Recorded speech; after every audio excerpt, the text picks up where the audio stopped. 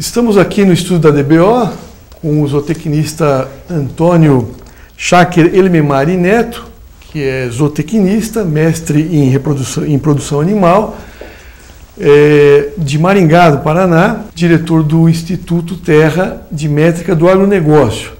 O que é essa métrica do agronegócio? Bom, a gente acredita que o número é o grande motor de transformação da fazenda, e o Instituto Terra foi criado para que mais fazendas tivessem acesso ao modelo de número. Então, com o Instituto a gente pode estar presente em mais fazendas e com isso a gente aprender mais e ajudar as fazendas a desenvolverem através do número. Então, o Instituto foi criado para ter mais fazendas usando um modelo de métrica agropecuária que seja aí útil para a tomada de decisão. Schacker, uma das palestras que eu assisti, né, que você dá várias palestras pelo país, você falou que 57% das fazendas assistidas pela consultoria davam prejuízo, né, apesar da valorização da arroba, né, em 2013 isso. Elas tinham caixa, mas não tinham resultado. Eu queria que você explicasse por que acontecia isso e nos falasse um pouco sobre esse trabalho de avaliação das fazendas. Perfeito. Marcela, esse número de 57% aconteceu na safra 12/13, lembrando que a gente analisa de julho a junho. Isso para nós foi um grande susto, porque a gente sempre teve a pecuária como uma atividade segura. Então essas fazendas que a gente teve acesso ao número, muitas delas são fazendas que a gente iniciou o trabalho naquele ano, estudando os números. Quando a gente finalizou, que não é só análise de rebanho ou de caixa, é quanto sobrou de caixa, mas quanto o rebanho aumentou ou diminuiu. Numa análise muito simples de resultado gerencial. E a gente encontrou que 57% davam prejuízo. Isso foi um impacto grande para nós, porque a gente vem da história que a atividade pecuária sempre foi muito segura. Acontece que até então, o aumento dos custos de produção, somados naquele momento a uma arroba que navegava na casa de R$ 95 naquele momento, e um baixo nível de produtividade, fazia com que aí mais da metade não conseguisse performar economicamente.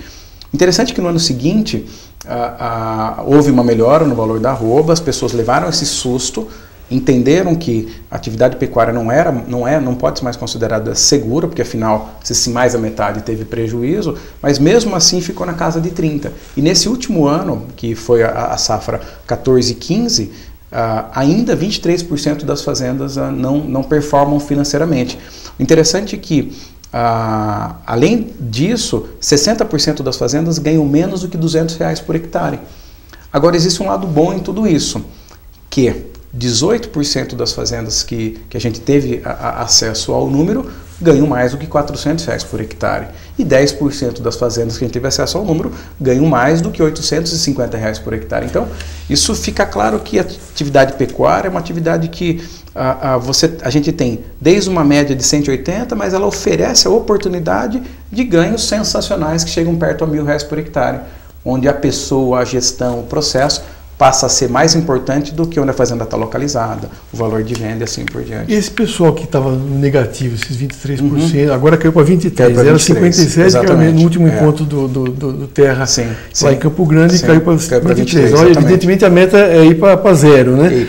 Agora, o que esse pessoal fez de errado, basicamente? Então, existe uma combinação que foi a combinação que fez com que isso acontecesse. Basicamente, baixa produtividade e altos custos. O que acontece? Quando a fazenda, esses altos custos são basicamente quando a fazenda tem escolhas erradas, que é gastar com elementos indiretos. Então são fazendas que focam muito mais no indireto do que no direto. Quer dizer, o boi sai do foco central, se gasta com despesa administrativa, com folha de pagamento, com manutenção da infraestrutura, não tem estratégia tributária. Então as fazendas acabam tendo uma visão carregada dos custos indiretos, dos custos fixos, e não põe dinheiro em pasto, não põe dinheiro em cerca, não põe dinheiro em água, não tem nutrição. Então são fazendas que acabam gastando com indireto, não com direto, e você tem o desembolso, esse dinheiro sai do caixa e a produção não acontece. Então aquela coisa, coloca o foco errado. Então é uma combinação explosiva. Isso que acontece. Só para fechar essa questão, por que você acha que eles fizeram isso? Quer dizer, fizeram achando que iam acertar. Exatamente. É só uma reflexão que a gente tem. O grande ponto foi acreditar que o boi por si só, o pasto por si só, era daquele jeito e estava tudo natural. Quer dizer, se chove mais, chove menos, a coisa vai acontecer. Então acabou, por exemplo, desviando a atenção naquilo que parecia naquele momento que fazia mais sentido. Então, assim, a gente vai investir, por exemplo, numa reforma do escritório, ou a gente vai trazer uma equipe de pessoas melhor treinadas, só que não dá condição de trabalho. Então, essa é a combinação básica. Acontece também que, ano após ano, a fazenda perde potencial de produção.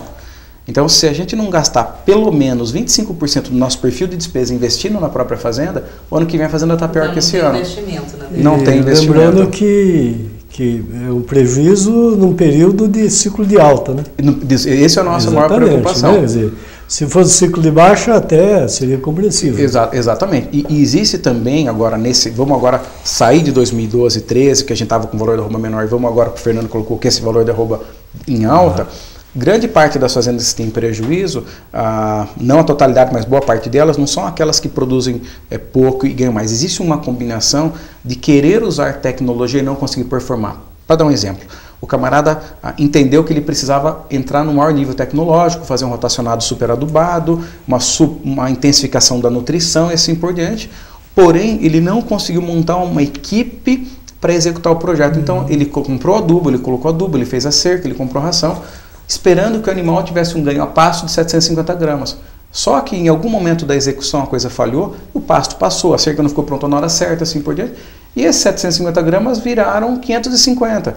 Esses 200 gramas abaixo da meta, para dar um exemplo, fez com que o custo da roupa fosse lá no alto. Quer dizer, ele montou um projeto, não conseguiu executar. Então, parte dessas fazendas que tiveram prejuízo não foi por baixa produtividade, mas foi por desconexão do projeto pela falta de execução adequada do negócio. Então, camarada... Mas era falta de domínio da tecnologia ou de gestão? No primeiro momento, a falta de domínio da tecnologia acho que a palavra ideal, apesar de dura, foi uma inconsequência de querer começar algo muito grande sem ter se preparado. A gente acredita no pensar grande, começar pequeno e crescer rápido. Então, foram fazendas que definiram começar já muito grande. E existia uma equipe, para dar um exemplo prático do que aconteceu em alguma dessas áreas, existia uma área que a vida inteira cabiam 50 animais. E veio por um processo de integração agropecuária ou de adubação, e a partir daquele momento teria que pôr 250. O capataz daquela fazenda falou, poxa, veio o técnico que manda eu pôr 250, a vida inteira eu pus 50. Sabe uma coisa, vou pôr 100. E aí esse pasto passou, porque ele não acreditou. Porque ele tinha fundamento para não acreditar. Então, em nenhum momento pegaram aquele camarada, levaram em outra fazenda e falou, olha, vai acontecer isso, isso e aquilo. E aí, quando ele resolveu pôr o gado, o capim já estava alto, já era tarde para isso. Outra coisa, por exemplo, nessa mesma situação, que a pessoa não acreditava que o capim ia crescer tão rápido, e a turma da cerca foi lenta. E a turma não conseguiu cumprir. Então, esse tipo de isso cenário... Isso acontece muito? Muito. A gente percebe que as fazendas que mais ganham dinheiro são aquelas que têm a maior capacidade de fazer acontecer, de executar. Porque todos esses clientes nossos têm planejamento, todos têm controle. Quer dizer, o gargalo então aí é a mão de obra. Sim, o gargalo é puro, vamos colocar a mão de obra, eu diria assim que alinhar o projeto à capacidade de execução da mão de obra. E a mão de obra é sempre reflexo da liderança. Então a gente tem esse cenário. Cháquero, o que as fazendas que davam lucro tinham em comum? Então, a gente tem percebido que as fazendas que estão sempre posicionadas nas mais rentáveis, elas têm um comportamento único e exclusivo delas.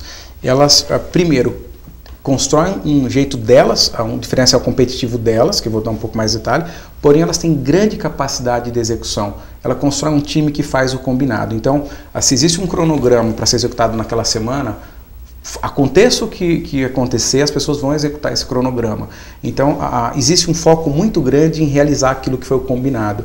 E, para dar um exemplo em diferencial competitivo, algumas pequenas fazendas no Paraná, por exemplo, elas conseguem produzir uma silagem espetacular, elas conseguem fazer um confinamento de animais super precoces, onde elas têm uma situação de venda específica, então acharam o jeito dela fazer. Quando vai para Rondônia, por exemplo, um outro cliente nosso em Rondônia, o diferencial do competitivo dele é um diferencial de um manejo de pasto espetacular e geriu caixa e com uma estratégia de reposição. Então ele achou o jeito dele fazer pecuária, que não era aquela pecuária intensiva do cara do norte do Paraná, mas era uma pecuária já de média tecnologia muito bem executada. Se eu vou para o Mato Grosso do Sul, a gente encontra fazendas de médio e grande porte, usando a integração lavoura-pecuária como diferencial competitivo. Então, as fazendas escolhem algo onde elas entendem que elas vão ser melhores, porém com uma capacidade de execução muito grande. Então você percebe operar a pecuária de formas diferentes, porém sempre com foco em superar R$500 por hectare ano. Então é aquela coisa que a gente sabe que nessas fazendas o que se combinou acontece. Esse é o diferencial das que mais ganham. Muito obrigado pela sua